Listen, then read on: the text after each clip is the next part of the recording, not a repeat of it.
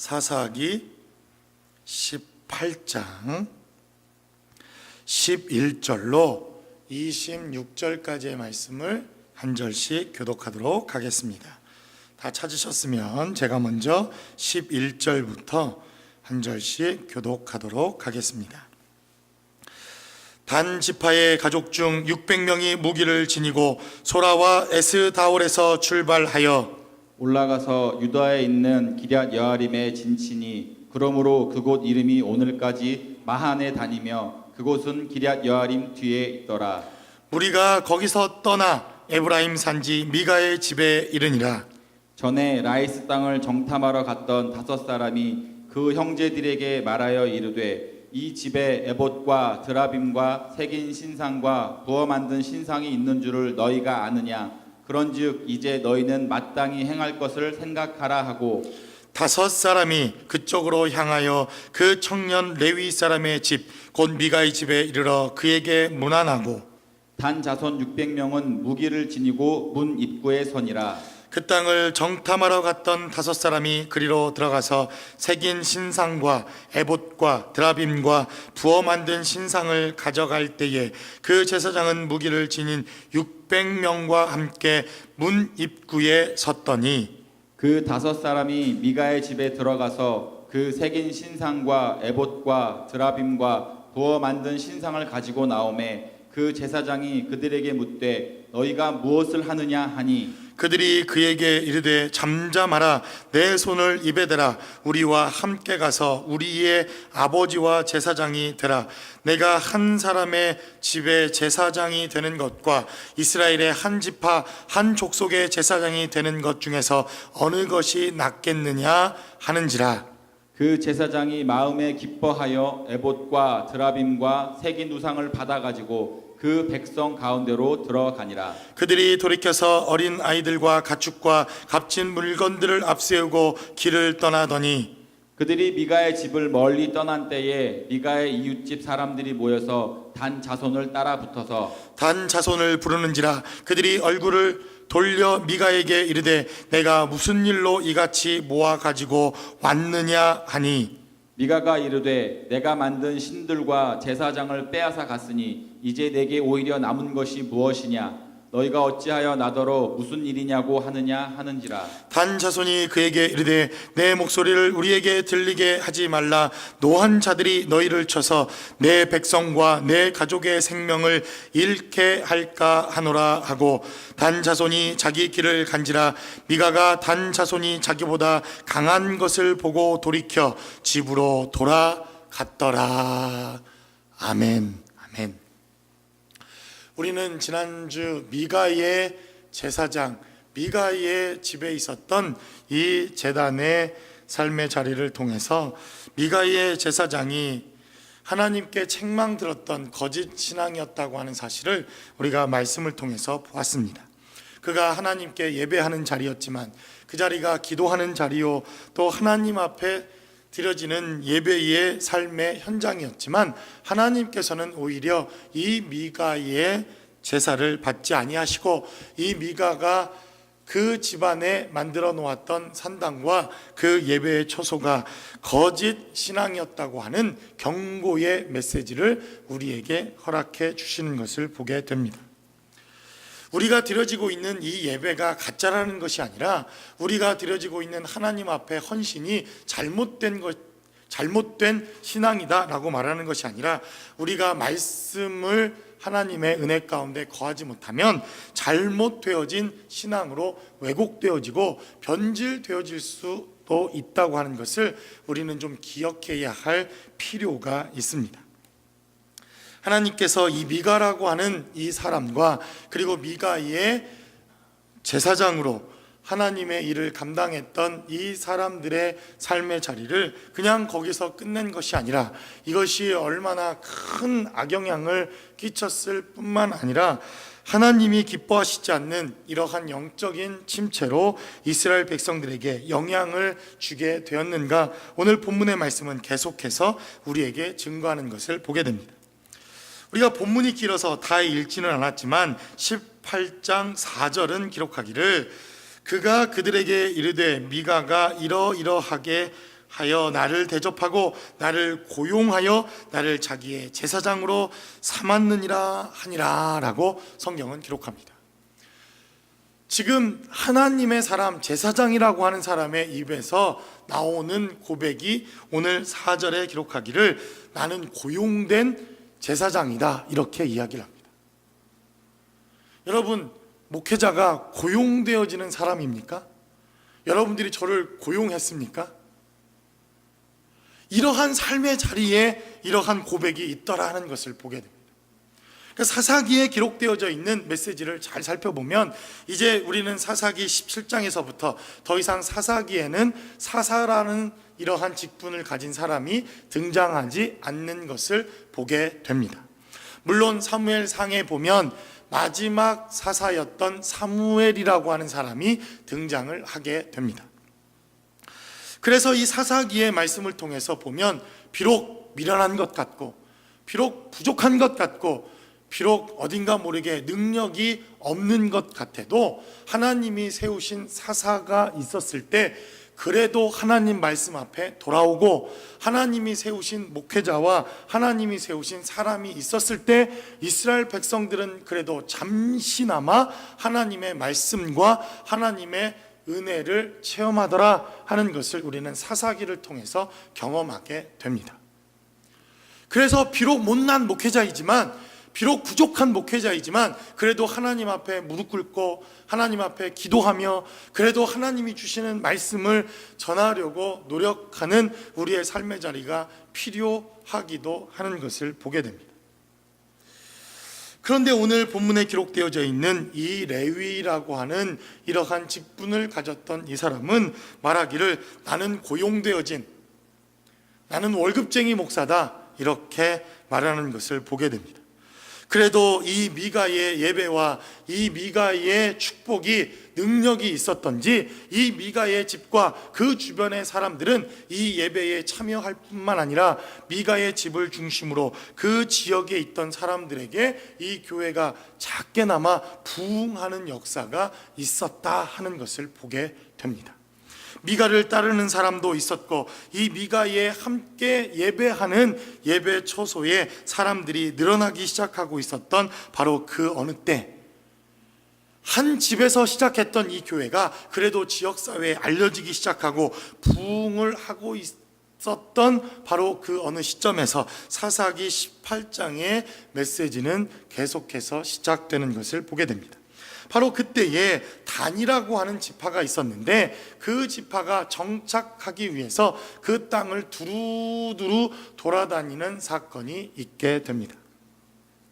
지난 시간에 말씀드렸듯이 참 이게 선순환이 돼야 되는데 악순환이라고 하는 것도 계속해서 순환되는 것을 보게 됩니다.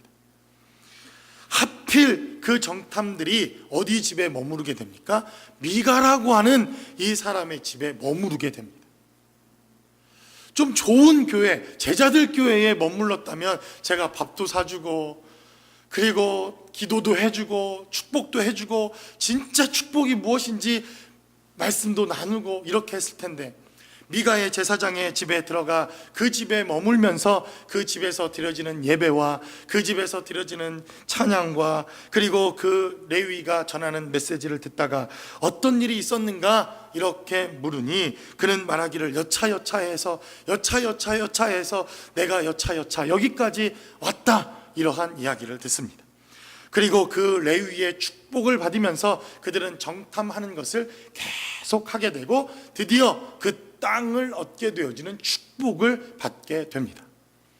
되어지는 상황을 보면 대단히 축복을 받는 것처럼 보여질 뿐만 아니라 이 작은 교회, 한 가정에서 시작했던 교회가 부흥하기 시작하고 마을에 알려지기 시작하고 또 단 지파에 이 땅을 얻기 위하여 정탐을 했던 사람들도 이 레위의 기도를 통해서 이들은 응답을 체험하고 땅을 정복하고 땅을 정착하게 되어지는 이러한 기도의 응답이 있었다 하는 것을 보게 됩니다. 이 정도면 그래도 괜찮은 것 아닙니까? 그런데도 하나님은 말씀하시기를 이것이 거짓 신앙이기에 위험했고 이것에 대한 경고의 메시지를 우리에게 이 사사기를 통해서 전해주고 있더라는 것입니다. 차라리 이들이 폭삭 망했더라면, 미가의 가정이 차라리 불타서 없어졌더라면, 기도하는 것마다 기도의 응답이 안 되고 홀랑 망했더라면 차라리 이들이 하나님 앞에 돌아오는 축복이 있었을지도 모르겠으나, 그러나 이들이 기도하는 것마다, 축복을 베푸는 것마다, 그리고 나아가 복음을 전하는 것마다, 이들이 예배의 처소에 있어 하나님의 말씀을 전할 때에 더 많은 축복의 역사처럼 보여지는 일들이 일어나게 되더라는 것입니다. 그럼에도 불구하고 하나님께서 이들을 가짜 신앙, 잘못된 신앙, 잘못된 모습이라고 우리에게 경고의 메시지로 증거하고 있는 이 말씀을 통해서 이 시대를 향한 하나님의 뜻과, 그리고 이 시대에 우리에게 필요한 영적 분별력은 도대체 무엇인지 본문이 우리에게 증거하고 있는 이 말씀을 통해서 함께 나눠보기를 원합니다. 첫 번째로 성경은 우리에게 증거하기를, 이렇게 신앙에 하나님이 주시는 은혜와 축복이 있었음에도 불구하고 이 신앙이 가짜 신앙이다, 거짓 신앙이었다 하나님이 말씀하시는 것은, 바로 힘의 논리가 지배하는 것은 진짜 신앙이 아니다 하는 것을 성경은 우리에게 증거합니다. 우리 오늘 본문이 기록되어 있는 19절로 말씀을 한번 살펴보도록 하겠습니다. 그들이 그에게 이르되 잠잠하라, 내 손을 입에 대라, 우리와 함께 가서 우리의 아버지와 제사장이 되라. 내가 한 사람의 집에 제사장이 되는 것과 이스라엘의 한 지파 한 족속의 제사장이 되는 것 중에서 어느 것이 낫겠느냐 하는지라 라고 성경은 말합니다. 이 단지파의 사람들이 이 지역에 와서 미가의 제사장의 축복을 받았는데 응답이 이루어진 겁니다. 지금까지 땅을 정착하지 못했던 이들에게 땅이 정복되어지고 정착하게 되어지고, 그리고 이제 기도의 응답을 받게 되어지는 역사가 일어나게 되자 이들은 600명의 군인들을 이끌고 이 미가의 집에 쳐들어옵니다. 그리고 말하기를, 우리가 축복받은 이유, 우리가 땅을 정복하게 된 이유, 우리가 이 땅을 발견하게 된 이유가 바로 이 미가의 집에 있었던 이 예배당, 그곳에서 예배 드렸던 이 예배 때문이다. 그러니 우리가 어떻게 해야 할 것인가 라고 그들은 말합니다. 우리가 읽었던 본문 11절에서 기록되어져 있는 이 말씀대로 600명의 사람들을 대동한 이 단지파는 이제 이 미가의 집에 있었던 우상덩어리를 단지파에 속한 땅으로 옮기기 시작합니다. 여러분, 말이 좋아 옮기는 거지 그냥 탈취해 가는 겁니다. 군인들을 데리고 와서 이 미가의 집에 있었던 금신상과 그리고 부어 만든 드라빔과 이 우상덩어리를 들고 단지파의 집으로 옮겨가려고 하는, 바로 그때 이 레위라고 하는 사람이 나와 지금 무슨 짓을 하는 것이냐 이렇게 묻습니다. 그것이 바로 18절에 기록되어져 있는 말씀입니다. 그러자 이 단지파가 이 제사장에게 솔깃한 제안 하나를 합니다.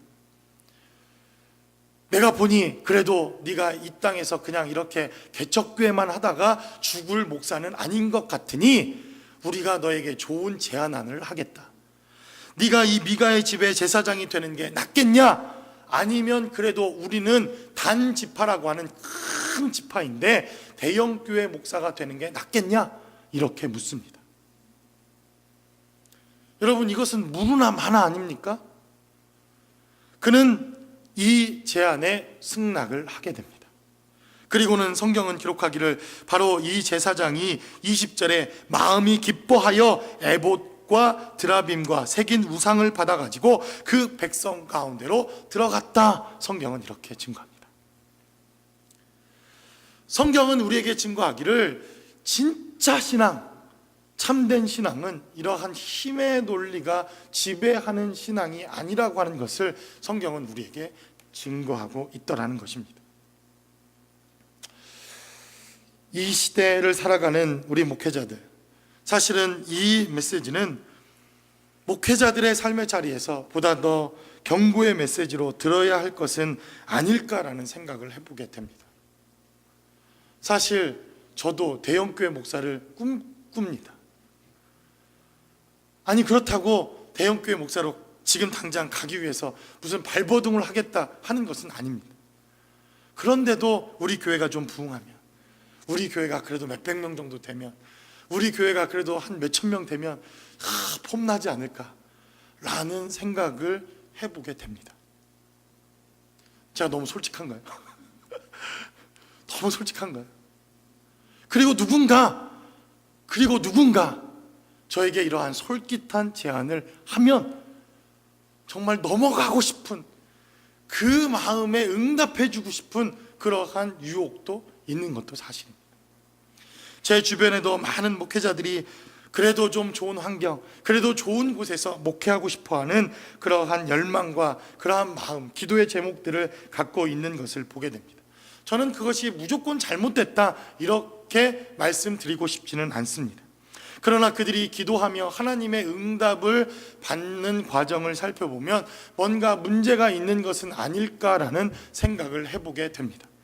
왜냐하면 그들이 작은 교회에 있다가 큰 교회로 갈 때는 다 하나님의 뜻입니다.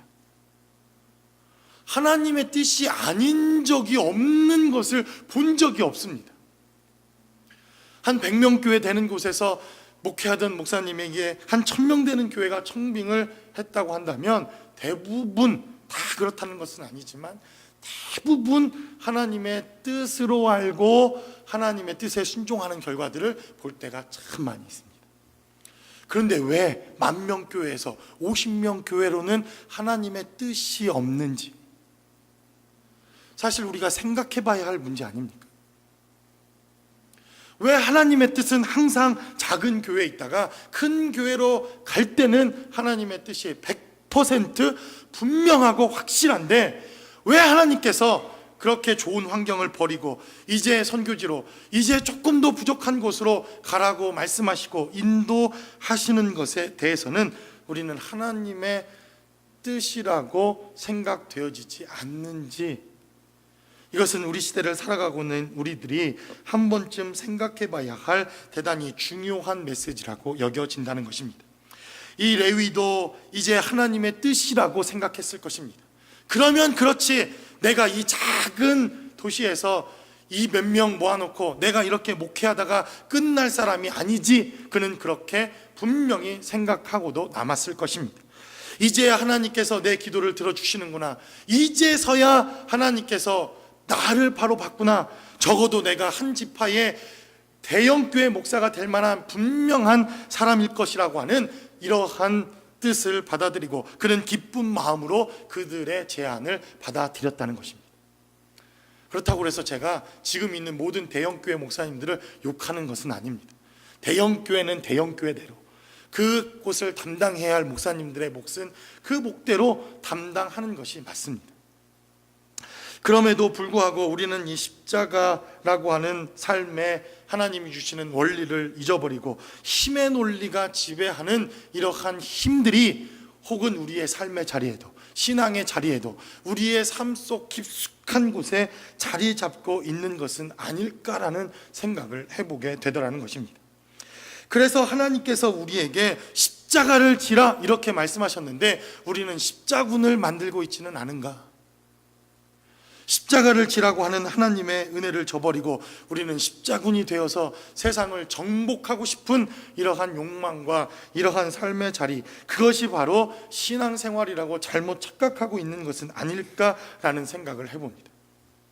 제가 일부 때도 이런 얘기를 좀 해서 사실 좀 씁쓸하긴 했는데, 어제 우리 전사님과 같이 공항에 오면서 그런 이야기를 좀 나눈 적이 있습니다. 무슨 얘기를 하다가 왜 그런 이야기를 하게 됐는지. 목회자들은 세미나 같은 걸 많이 다니지 않습니까? 그러면 이름이 이렇게 있고 뭐 어디에서 온 목사님들이 누구인지 모르니까 제가 그 이름에 되어 있는 곳에 가서 탁 앉았습니다. 앉아 있는데 어떤 젊은 목사님 한 분이 저로 달려오더니, 목사님 미안한데 좀 자리 좀 바꿉시다, 자리 좀 바꿔주세요도 아니고 자리를 좀 바꿔야 되겠습니다. 그래서 아니 제 자리인데 왜 바꿔야 되나요? 이렇게 물었더니 이분이 말하기를, 제가 어느 소위 말해 대형교회 부목사인데 저희 담임 목사님이 앉아있는 자리에 햇빛이 들어와서 목사님 자리와 좀 바꿔야 되겠으니 자리를 좀 바꿔주십시오. 제가 지금 같으면 할렐루야, 그럴 바에 교회도 바꿉시다. 제가 이렇게 얘기를 했을 텐데, 아이고 잘 됐습니다. 자리만 바꿀 것이 아니라 이참에 교회까지 바꿉시다. 제가 이랬을 텐데, 그때는 저도 못 나가지고, 저도 이 마음에 욱하는 게 있어가지고 개똥 같은 소리를 하고 앉았네. 이게 사실 우스운 소리 같지만 교회 안에 들어와 있는 힘의 논리 아닙니까? 대형교회를 하면 뭔가 하나님께 쓰임받는 목사 같고, 대형교회를 하면 어깨 힘들어가고, 개척교회를 하면 정말 아무것도 아닌 하나님이 저버린 그냥 겨우겨우 은혜대로 살아가는 그런 목사처럼 되어진 이 시대와 이 삶의 현장, 이것이 단순히 사사기에 등장하고 있는 이러한 삶의 모습이 아니라 사실 이 시대를 살아가고 있는 우리의 삶의 모습 속에서도 이러한 모습들이 있지 않더냐라는 것을 보게 되더라는 것입니다. 그래서 신앙은 힘의 논리도 아니고 힘의 원리도 아니며 가진 것을 많은 자들이 축복이라고 하는 이러한 삶의 정의와 하나님이 주시는 은혜라고 단정 지을 필요도 없다 하는 것을 성경은 우리에게 증거합니다. 그래서 주님은 가장 연약한 자의 모습으로 오셨고, 가장 낮은 곳으로 오셨고, 그리고 그는 십자가를 지시는 죄인의 모습으로 우리에게 나타나셨다고 하는 것을 우리는 기억해야 할 필요가 있다는 것입니다. 그래서 결단코 성경은 우리에게 말하기를 힘의 논리가 지배하는 것, 힘의 원리가 작용하는 것, 이것이 좋은 신앙, 믿음의 신앙, 이것이 축복받는 신앙이 아니다 하는 것을 성경은 우리에게 증거하고 있다는 것입니다. 그래서 제가 결단한 적이 있습니다. 아주 결단하고 여러분들에게 얘기를 해야 제가 유혹에 안 흔들리죠. 그렇죠?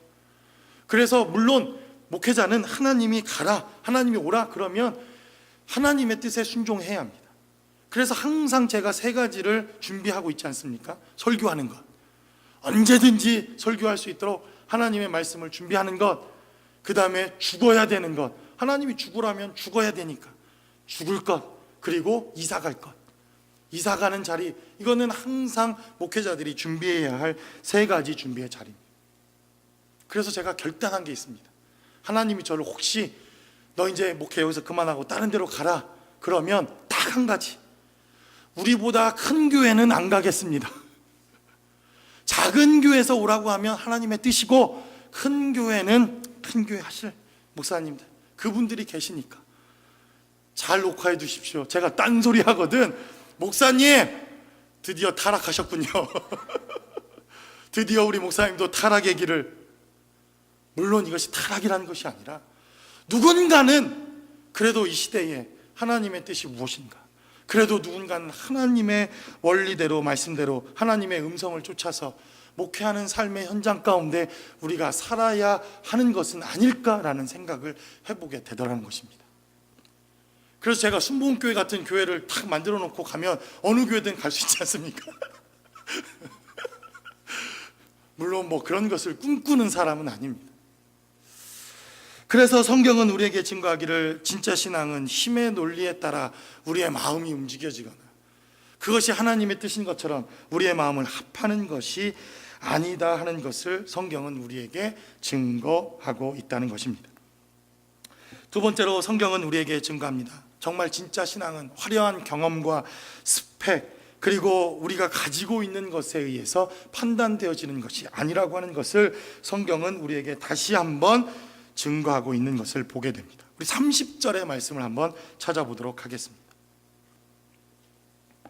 30절은 기록하기를 단 자손이 자기들을 위하여 그 새긴 신상을 세웠고 모세의 손자요 게르솜의 아들인 요나단과 그의 자손은 단 지파의 제사장이 되어 그 땅 백성이 사로잡히는 날까지 이르렀더라라고 성경은 기록합니다. 그런데 오늘 성경에 기록하기를 이 레위의 출생에 대한 비밀을 오늘 본문은 우리에게 이렇게 증거하는 것을 보게 됩니다. 이 가짜 목사, 이 고용된 이 가짜 목사가 사실은 누구였냐면 모세의 직계 손자였다는 겁니다. 모세의 직계 손자, 게르솜의 아들, 그리고 그 이름은 요나단이다, 이렇게 성경은 기록합니다. 충격 아닙니까? 충격. 성경에 기록되어져 있는 많은 인물들 가운데 하나님께서 이와 같은 선지자가 다시는 없을 것이다 이렇게 말씀하셨던 그 선지자의 아들, 그 모세의 아들, 그리고 그 모세의 아들의 아들, 바로 모세의 직계 손자였던 요나단이라고 하는 사람이 바로 이 사사기에 등장하고 있는 17장과 18장에 등장하고 있는 이 목사의 정체였다고 하는 것을 성경은 우리에게 증거합니다. 그러니 이 정도면, 이 정도 스펙이면, 이 정도 경력이면 나는 그래도 대형교회 목사로 갈만하지 않겠습니까? 그래도 내 할아버지가 모세인데, 그래도 내 할아버지가 이 민족의 영웅이요, 이 민족의 리더요, 이 민족의 모든 것들을 총괄하던 리더 중에 리더였는데, 내가 그래도 할아버지의 후광을 힘입고 이 정도 한 지파의 제사장이 되는 것, 이것은 마땅하다, 그는 그렇게 생각했을 것이라고 여겨집니다. 그래서 우리 목회자들 가운데 슬픈 이런 이야기가 있습니다. 어떤 이야기인지 아마 신학생들은 한 번쯤은 다 들어보셨을 것이라고 생각합니다. 아버지가 총회장쯤 되고, 아버지가 총회장, 그리고 아버지가 대형교회 목사 정도 되면 이 사람은 성골입니다. 성골. 여러분 아시죠? 성골이 뭔지? 예전에 신라시대에 왕족, 왕이 될 수 있는 서열 1번, 2번 이런 사람들을 성골이다 이렇게 말합니다. 그리고 아버지가 대형교회 목사도 아니고 또 뭐 그렇지만 그 장인어른이 그래도 힘 있는 장로, 우리 장인은 힘 있는 장로, 그리고 우리 장인어른이 그래도 목사님, 이런 정도면 성골은 안 돼도 진골 정도는 된다 이렇게 말합니다. 왕족 철통은 아니지만 그래도 왕의 그 그늘 아래에 있는, 그래도 이 정도면 왕족이라고 어깨 힘주고 다닐 만한, 저처럼, 그리고 우리 교회 전도사님들처럼 죄송합니다, 우리 교회 전도사님들처럼 뭐 아버지가 목회자도 아니고 힘 있는 장로도 아니고 그저 그냥 멘팅에 해당해서 그냥 목회를 해야 되는 이런 사람들은 해골이다 이렇게 불립니다. 해골. 그러니까 늘 그냥 피죽 먹은 것처럼 이렇게 돼가지고 그냥, 그렇지 않습니까? 이 지역에도 많은 신학교들이 존재하는 것을 보게 됩니다. 신학교가 세워져야 할 분명한 이유가 있습니다. 하나님의 백성들을 양육하고 다음 세대 사역을 감당해야 할 사역자들을 양육하기 위해서 신학교는 존재합니다.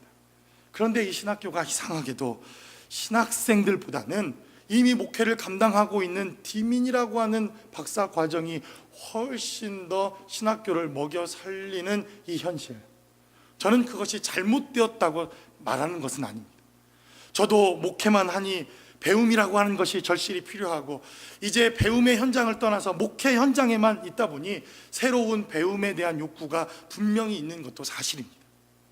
그러니까 새로운 것들을 빨리빨리 배우고, 그리고 좋은 것들을 배워서 이 목회 현장에 더 좋은 것들을 나눠주기 위해서 지식과 또 새롭게 공부하는 것은 정말로 필요하다고 여겨집니다.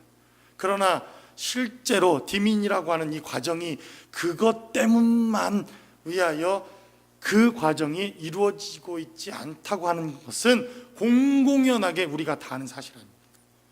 그래도 대형교회 목사로 가려면, 그래도 더 나은 환경의 목회자가 되려면, 10원이라도 월급을 더 받으려면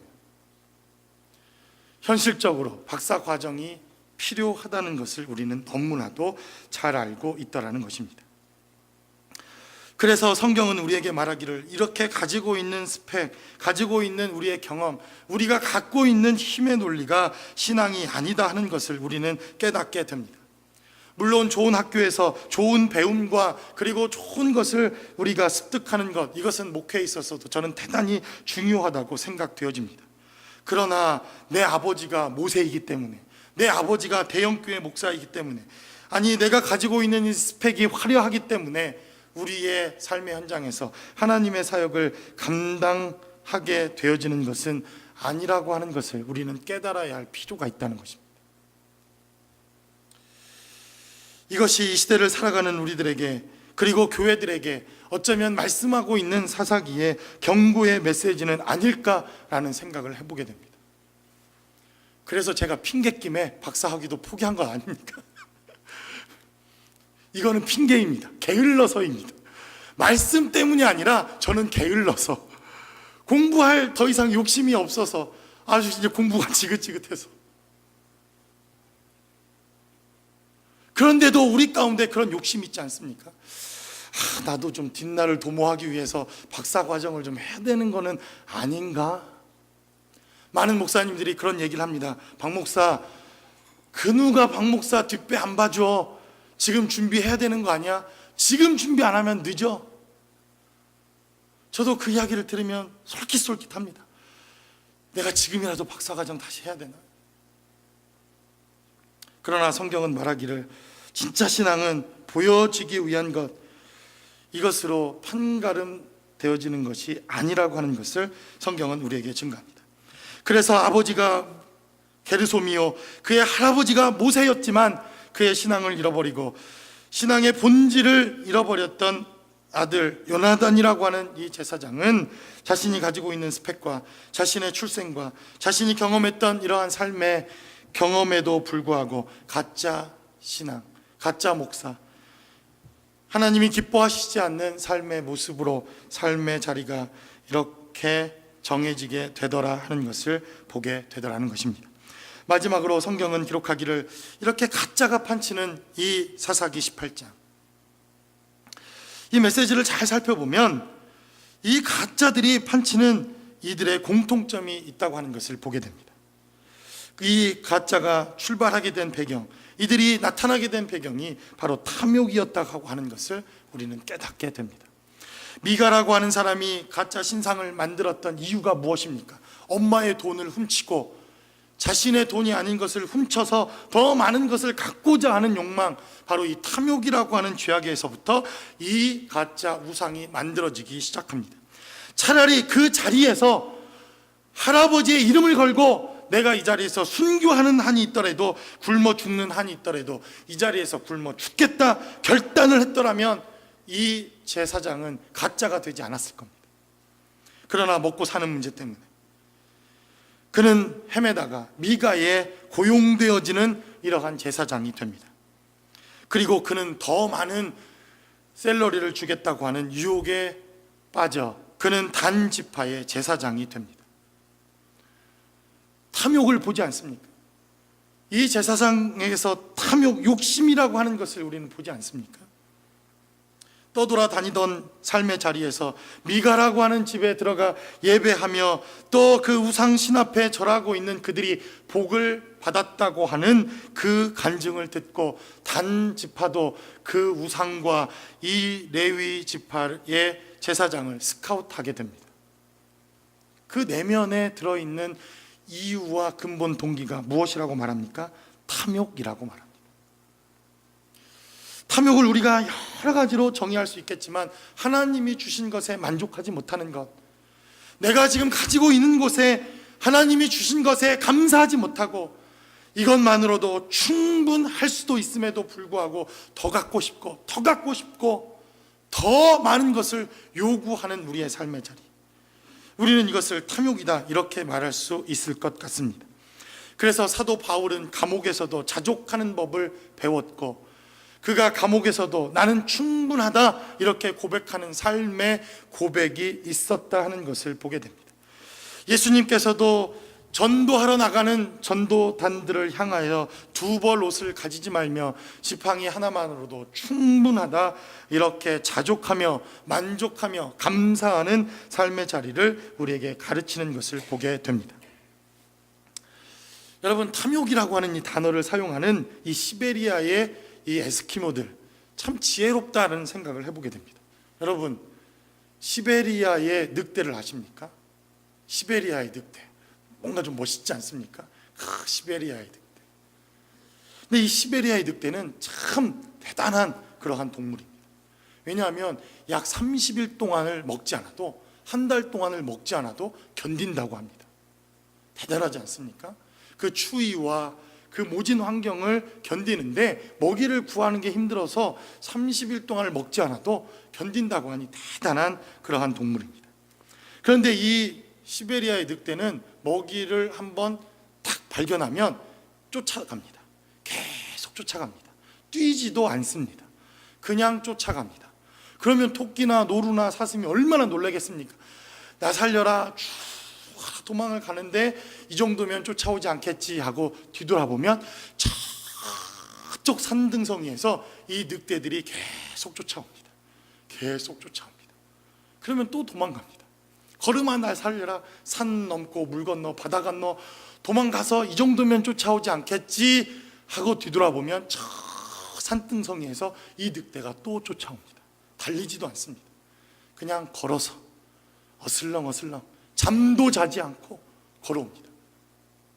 토끼가 자고 있다가 눈을 딱 떴는데 늑대가 또 어슬렁어슬렁 걸어옵니다. 그러니 이 토끼가 얼마나 놀랐겠습니까? 나중에는 도망가다가 토끼도 지쳐서 잡아먹어라. 그리고는 더 이상 도망갈 힘이 없어서 잡혀 먹히고 맙니다. 모진 추위, 영하 60도가 넘어가는 그 추위에서도 늑대는 견딥니다. 그러니 얼마나 강력한 이러한 짐승입니까? 그런데 그 시베리아의 에스키모들은 이 강력한 늑대를 간단하게 잡습니다. 아주 간단하게, 너무 간단하게 양옆에 날카롭게 날이 선 칼을 반대로 꽂아놓고 그곳에 피를 발라놓습니다. 늑대들이 좋아하는 피를. 그럼 생각해 보십시오. 혹시 군대 갔다 오신 분들, 영하 40도 막 50도 되는데 군대 가면 탱크가 있지 않습니까? 탱크 장갑차. 그러면 새벽 2시에 깨워가지고 혓바닥을 붙이라고 그럽니다. 아예 한국 군대는 왜 그렇게 무식한 일들을 하는지. 그러면 그 탱크의 혓바닥이 땡. 그러면 이 늑대가 꽁꽁 얼어있는 그 피를 핥기 시작합니다. 얼어있으니까 녹여야 되니까 한 번 핥고 두 번 핥고 또 핥고 세 번 핥고. 그럼 어떻게 됩니까? 이제 녹기 시작합니다. 그런데 자기의 혓바닥도 베어지기 시작합니다. 자기 혓바닥에서 나는 피가 그 칼에 묻는 줄도 모르고 계속해서 그 피를 핥습니다. 여러분 어떻게 되겠습니까? 혀가 너덜너덜해질 때까지 그는 또 핥고 또 핥고 또 핥다가, 그리고 그 늑대는 혀가 너덜너덜해진 상태로 죽습니다. 그리고 그 시베리아에 사는 에스키모인들은 이것을 탐욕이다 이렇게 말합니다. 이것을 탐욕이다 이렇게 말합니다. 이것이 탐욕이다 이렇게 말합니다. 여러분 한국에서 요즘에 뭐 TV를 얼마 전에 틀었더니 계란 때문에 난리지 않습니까? 계란. 예전에는 무슨 AI 무슨 계란이라고 해서 그 난리 계란 파동을 하더니 지금은 살충제 뿌려진 계란. 그런데 여러분 먹어도 안 죽습니다. 솔직히 말해서. 제가 양계장에서도 일을 해보지 않았습니까? 참 양계장 얘기를 해드리겠습니다. 요 정도 되는 사이즈의 닭이 삽니다. 딱 요 정도 되는 사이즈 닭이, 양계장이 그렇습니다. 아주 따닥 붙어 있습니다. 그리고는 닭은 원래 하나님이 만들어 놓으시기를 하루에 하나, 이렇게 닭이 알이 낳도록 하나님께서 만들어 놓으신 겁니다. 뭐 조금 게으른 닭은 3일에 2개 정도 닭 알을 낳습니다. 그런데 이렇게 저희 교회처럼 햇빛이 들어오는 것을 막아놓습니다. 검정천으로. 깜깜하겠죠? 그러면 닭들이 가만히 있다가 낮이었는데 밤인가? 그리고 잡니다. 졸기 시작합니다. 여러분 우리가 뭐 닭머리, 머리 나쁜 사람 닭머리라고 하지 않습니까? 잘 안 와닿습니까? 닭대가리 그런 거 와닿습니까? 그러면 이 닭머리들이 밤인가? 잡니다. 그리고는 느닷없이 한 3시간 정도 재운 다음에 이 천막을 걷어내고 불을 환하게 켜놓습니다. 낮이네. 그리고는 닭들이 알을 낳기 시작합니다. 진짜입니다. 그리고는 또 한 서너 시간 있다가 깜깜하게 해놓습니다. 밤이네. 그리고 잡니다. 그리고는 또 불을 밝힙니다. 나진에 알을 낳습니다. 하루에 적게는 4개, 많게는 8개까지 알을 뽑아냅니다. 그러니 이 닭을 운동시킬 시간이 있습니까? 닭을 풀어서 이 닭이 좀 마음껏 돌아다닐 시간이 있습니까? 먹이고 재우고 깨우고 알 낳고 먹이고 재우고 깨우고 알 낳고 하루에 4개씩 8개씩 그러다가 한 3년쯤 4년쯤 그렇게 닭 알을 빼먹으면 닭이 안 미치겠습니까? 딱 들어가 보면 닭 눈알이 미쳐 있습니다. 벌써 이렇게 엘볼로요 로꼬 미친 닭, 이게 그냥 나온 게 아닙니다. 여러분, 닭이 그냥 미쳐 있습니다 이미. 그러다가 닭이 알을 못 낳는 이러한 환경이 되어집니다. 더 이상 알을 낳을 수 없는 상황. 그러면 기름기라고는 전혀 없는 아주 바싹 마른 닭이 됩니다. 여러분, 폐개닭이라고 하는 거 들어보셨습니까? 폐닭. 아주 그냥 짝으로 싣고 다니면서 동네마다 500원씩 1000원씩 팔고 다니던 폐닭. 이것이 바로 그 닭들입니다. 그러면 문제가 되는 게 뭡니까? 이 닭들은 엄청 먹습니다. 아주 돼지같이 먹습니다. 그리고는 옆에 있는 알 낳는 닭들의 알을 막 쪼아대기 시작합니다. 나는 못 낳는데 너는 낳아, 막 쪼아대기 시작합니다. 그러면 그 미친 닭들을 골라다가 내다 파는 거죠. 그래서 바로 우리 몸된 교회나 교회들에게도 이렇게 묵은 닭들 있지 않습니까? 알도 못 낳고 알 좀 날라가려 하면 쪼아대는 이 묵은 닭들. 그러면 이 닭들을 모아다가 한 마리당 10원, 뭐 한 마리당 100원 이렇게 팔아가지고는 가마솥에다 넣고 20시간이든 30시간이든 팍 고아댑니다. 감자 이만한 거 넣어놓고. 그러면 그것도 고기라고 뜯어먹고 고기 맛이 좀 나고. 저만 이런 거 먹고 살았나요? 아마 다들 저보다 연배가 높으신 분들은 다 아실 텐데. 혹은 간혹 이 폐닭이라고 하는 것을 마을에다가 확 풀어놓습니다. 저희 동네 산이니까. 그러면 한 10마리 중에 9마리는 죽습니다.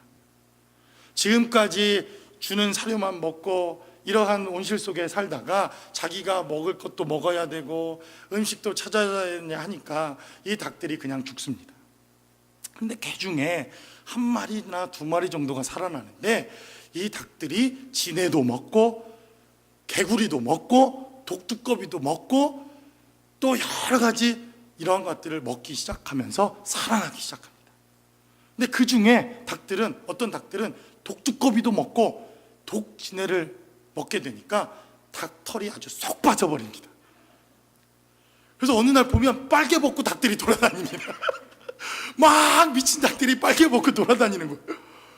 어린 나이에 제가 얼마나 놀라겠습니까?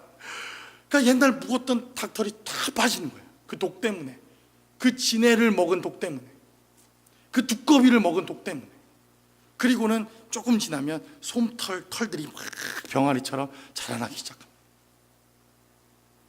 그리고 한 1년쯤 이 닭들을 계속 키우다가 우리는 토종닭이라고 해서 이것을 잡아먹습니다.